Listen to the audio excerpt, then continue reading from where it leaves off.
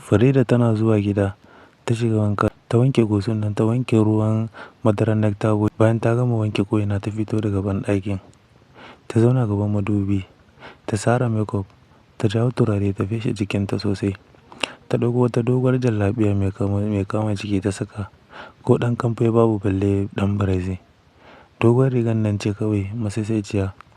Da ta gama sara kwalliya, har kwatanta sai dai wannan alhajin dole ma ta burge shi. Ita kanta ta san ta mallaki ƙugu. Ga 'yan Fulani kan malam sai godiya. Ta mallaki kayan marmari masu rikita maza. Da ce tana da sai ma haba. Ai da kyawun nata ya ɓaci take. Hakan ma ga ta gajeruwa ta ruɗe maza. Ina ga tana doguwa kuma fa. Farida ta ɗauki jakarta tare da wasu 'yan littattafai na karya ta riƙe hannu. Sannan ta ɗauko katon hijabi don ta ɗora a kan masassiyar rigar. Sai ta fito falo wajen mamanta ta ce, Mama na shirya fa maganar da na maki ɗazun. Habiba ta kalli diyar nata ta ce, ke da wa za ku kwana? Kwana karatu ne kike son tsara kwalliya haka? Farida ta sunkuyar da kai ta ce, Mama kwalliya kuma ai duk mace tana kwalliya. Malam Bala ya fito daga ɗakinsa daidai suna maganar.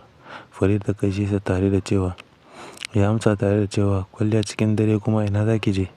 Farida ta ce dama baba za mu kwana karatu ne a makaranta, jarabawa ta kusa. Malam Bala ya ce to banda dai kula samari Farida, kin ga gidan nan gidan mutunci ne. In kin fita waje ki riƙe mutuncinki. Ko saurayi kika ga ya cika masa maki in kuna karatu ki canza wajen zama. Yanda nake ustazun nan haka nake son ganin ku ustazai kin ji ko?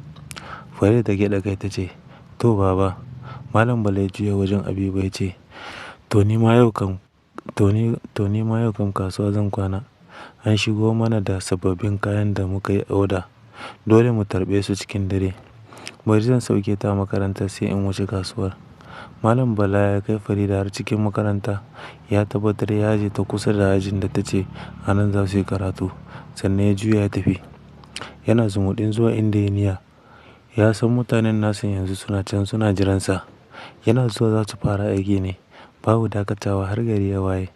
Farida tana ganin motar babanta ta ɓace sai ta lasa lambar wayar Jamila.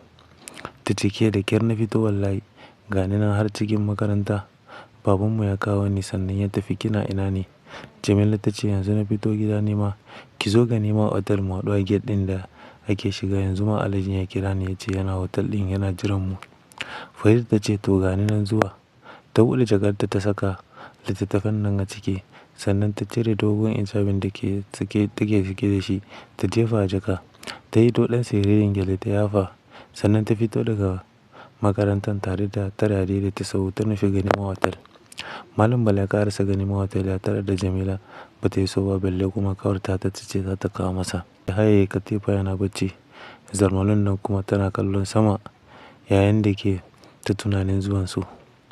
Zuwa da wani lokaci ya ɗauko wayarsa ya kira Jamila ringin biyu ta amsa ya ce, Jamila ko dai ba ki samu ƙawarta kin ba ne? In ba ta samu ba ko ke kaɗai ki zo mana. Ga ni nan fa Zarmalu na zai bindiga. Jamila ta ce wayyo Balansi nawa. Ka yi hakuri yanzu na iso ƙofar otal ɗin kuma tare da ƙawartawa za mu shigo. Ka sha kurminka. Yawar su ma za ka yi saboda daɗi. Malam Bala ya ce haba wuce nan wallahi.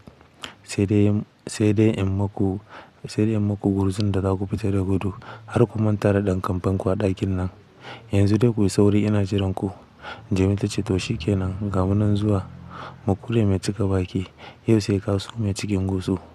Ta kashe wayar tana dariya tana gama wayar sai ga adaidaita sau ya faka. Farida ta fito daga cikin adaidaita sau tare da sallamarsa. Sannan ta ƙaraso wajen Jamila suka rungumi juna cikin murna. Jamila ta ce ke mun makara fa ga Alhaji Balansi nan ya iso yana ta jiran mu. Ya ce min Zarmalun nan har kuka take mu zo mu ba ta abinci ya samu ya ci. Farida ta ce wallahi babana ne ya kai ni har cikin makaranta sai dai tafi sannan na samu damar zuwa. Jamila ta ce to mu ƙarasa daga ciki. Balansi ya kosa mu zo. Suka jera suna tafiya zuwa cikin otal ɗin. Suna hira Farida ta ce wannan ne irin suna ne. Wannan wane irin suna ne Balansi? Jamila ta ce sunansa Bala. Kawai ne nake kiransa Balansi ɗina. Farida ta ce lallai ki ce min mai sunan babana ne mutumin naki. Jamila ta ce oh ashe fa sunanki Farida Bala ko? ai ko sunansa ɗaya da babanki, kin ga in kika ji daɗin, in kika ji daɗin in kika ji daɗin gurzon gurzon sai ki ce "a baba".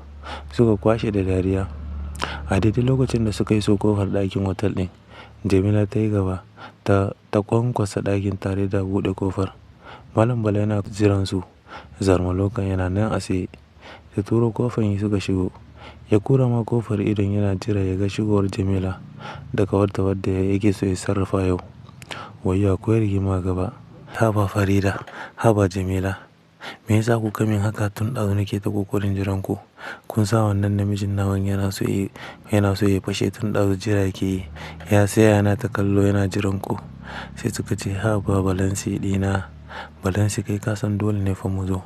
Kuma na ma alƙawarin dole sai na tafi ma da yarinyar nan. Balansi ce to shi kenan, yanzu dai sai abin da ya kawo mu. Sai nan Jamila ta ce to ƙawata, wancan ne Balansi. Haka dai Farida ta tako tana kaɗa kwankwasonta, tana sarrafowa, tana tako ɗaya ɗaya bayan ɗaya. Tana shilla kwankwason nan ta wuce a gaban Bala. Bala yana haɗe yawo makut. Wucewa ta yi bathroom sai ta wasa ruwa. Bayan ta gama wasa ruwa ta ɗauko wata towel ta ɗaura ta fito da shi. Sannan ta sarrafo ta tafi har gefen Bala. Ita kuma ƙawar ta koma tana nemo abin da za a ci. Tare tana haɗa musu abincin da za su samu su sarrafa. Saboda in sun gama harka sai a ci abinci a ƙoshi. Daga nan Farida ta maso gefen Balansi suna zuwa ta masa shan minti. Tawal ɗin nan dai ta wurgar ta matso da Balansi. Ta fara rikirkitar da hankalin Balansi. Ta ma Zarmalon nan shan minti, ta ma Zarmalon nan shan minti. Duk ta yanda ya kamata ta sarrafa, ta ɗaukar da Alhaji Bala. Alhaji Bala ya gama tafiya wata duniya ya ɗau caji. Na aka fara buga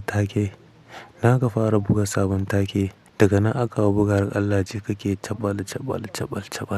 Fatak. Balansi baya gajiya inda a harkan marke ne. Balansi ya ba da marke.